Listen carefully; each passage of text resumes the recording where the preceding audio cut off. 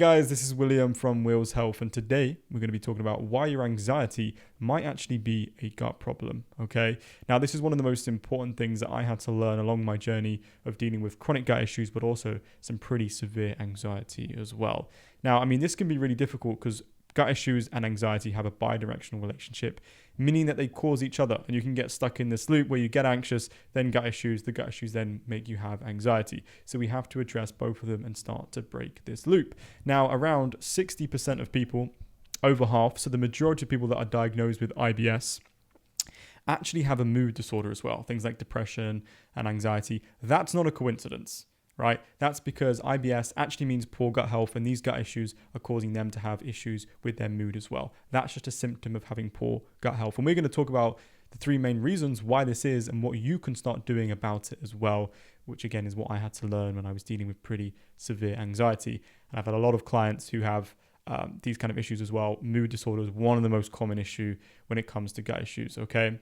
So the first one is all about neurotransmitters, right? You guys might not know this, but your gut is responsible for producing a lot of your neurotransmitters. Let me actually sort this out, get rid of my pen here. And one of the most important is GABA. Now, GABA is your main calming neurotransmitter. And if you don't have enough of the calming neurotransmitter, it's going to make you pretty anxious, okay?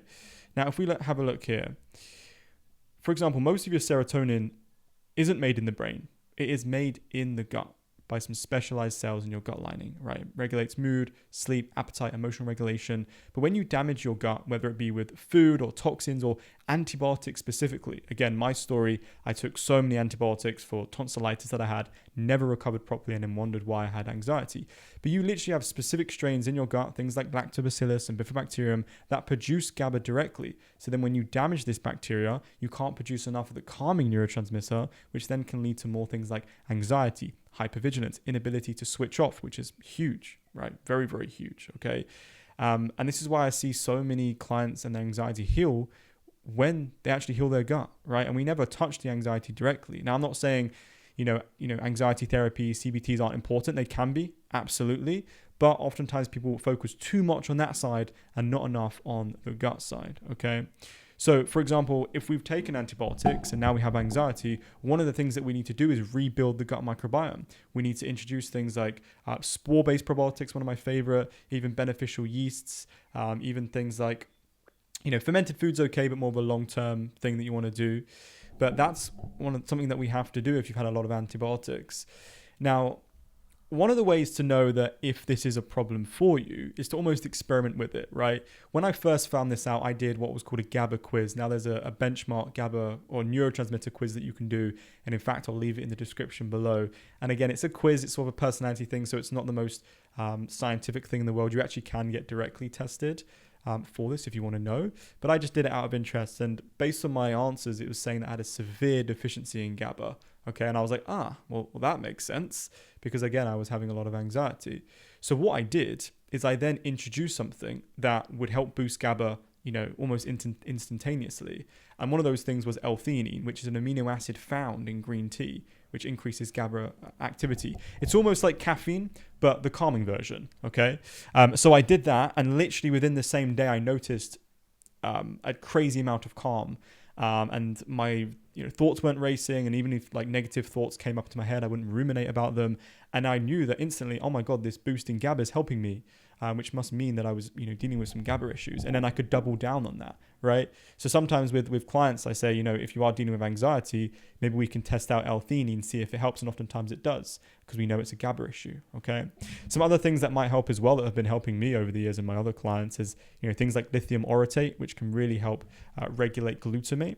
So glutamate is almost the excitatory neurotransmitter, which GABA and glutamate can work together. But sometimes we can have glutamate dominance. So we're too excitatory and not enough calm. And that balance can really throw ourselves, make us more anxious, more excitatory, leading to anxiety.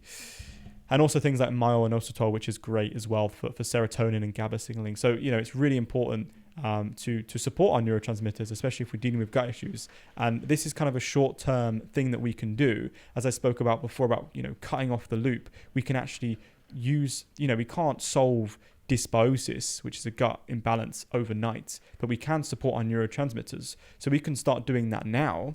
to kind of break this loop. So we're kind of reducing the anxiety so we can actually work on the gut issues long term. Hopefully that makes sense. Okay, but this is really effective. So short term, boost GABA. Long term, support your gut microbiome, which is actually producing your natural source of GABA. That would be my advice. Okay. Again, talk to your doctor before you do any of this. This is just for educational purposes only. Another one that could be good here is, again, classic magnesium glycinate and also glycine. Those would probably be my top 5. You don't need to take all 5. Kind of figure out a dose that works for you, see how you feel. But this has been instrumental for, dealing with, racing mind, glutamate dominance.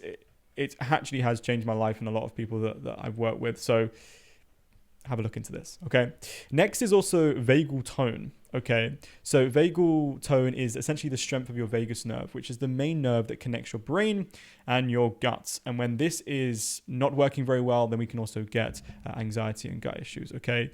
And it runs along your brainstem all the way down to your heart, lungs, gut, and direct communication, as we mentioned, right? When your gut is healthy, it can send calm, regular signals up the vagus nerve. But when your gut is inflamed, right, dysfunctional, full of, dysbiosis and bad bacteria, it can send distress signals up, right, which constantly. And your brain is going to interpret this as a threat. That's why when we get H. pylori, and if you don't know what that is, it's a bacterial overgrowth. It's things that we get from contaminated food and water. Maybe some of you are dealing with that.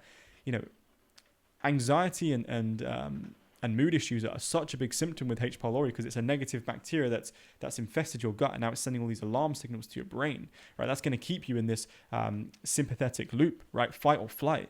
Same if you're dealing with maybe mold, maybe heavy metals, things like this. It's going to send these constant danger signals to your brain. That's going to keep you in fight or flight, and that's going to add on to the hypervigilance and anxiety that you're dealing with as well. So we've got to deal with, if we are dealing with bacteria issues or mold, if you've been exposed to a really moldy environment, or that you're dealing with heavy metals because maybe your job involves them, or you have amalgam fillings, for example, which can actually leach mercury into the blood. These are all things that we need to be aware of, and we can actually take things like binders and actually sort out our gut, and there's so many things that we can do. And another thing that I really like is vitamin B1. I have videos all over my TikTok, Instagram, YouTube, which talk about vitamin B1 and how important it is. But without going into too much depth and overcomplicating it, a lot of us are so depleted in B1, right? B1 and thiamine are the same thing. And B1 actually is needed for acetylcholine, which is another neurotransmitter, but actually the main one that the vagus nerve utilizes. So if our vagal tone is weak, which is the strength of it, we can actually give it more firepower, more fuel to make it stronger and support it as well. That's also great for burnout as well. Okay, hopefully that is making sense. And another one as well is leaky gut. Right, so many people are dealing with leaky gut, and if you don't know what leaky gut is, essentially, it's almost like a leaky bucket in your gut, right? Certain proteins and debris are going into the bloodstream that shouldn't, right? If our gut barrier isn't strong enough, then it can allow certain proteins and whatnot into the bloodstream, and that can create a systemic response because it's not meant to be there. So your body is like, why the hell, is this in my bloodstream? It might start releasing antibodies. It might start freaking out. And again, that can cause a lot of issues for our body as well.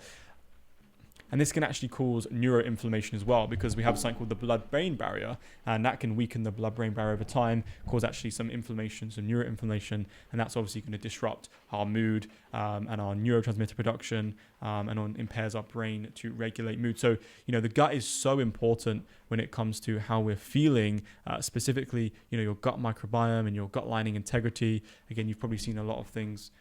And we have to heal the gut lining. We can do things like zinc L-carnosine and slippery elm and BPC if you're into that kind of thing, if you don't need to, which is a peptide. There's so many things that you can do. And for me personally, once I kind of tackled all these areas, that's when I noticed, wow, my anxiety is so much better than it was.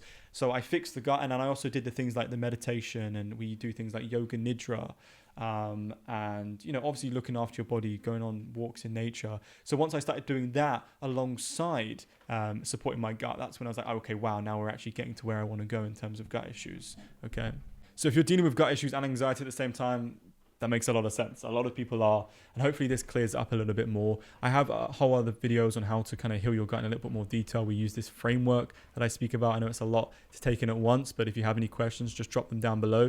Maybe if there's one actionable step that you take today, it's maybe trying L-theanine, seeing if that helps you. Again, speak with your doctor, but it's just an amino acid in green tea, and you might notice that's enough to kind of, build momentum and start get you going. Because for me, that was such a big eye-opener thing that helps me a lot as well. Okay.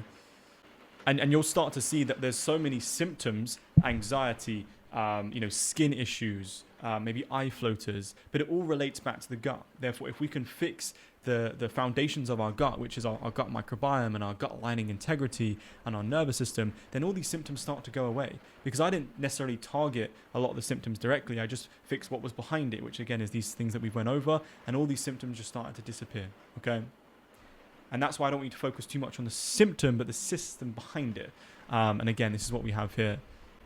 And if you do need any support with this, more support, then you can book a free discovery call in the description down below. Or you can have a look at the Will's Health Testimonial channel, which has loads of people that we've been able to help. One of the latest ones is from my client Jackson, who has a great story about anxiety and what we did to help him as well. He couldn't even get in his car to drive to work.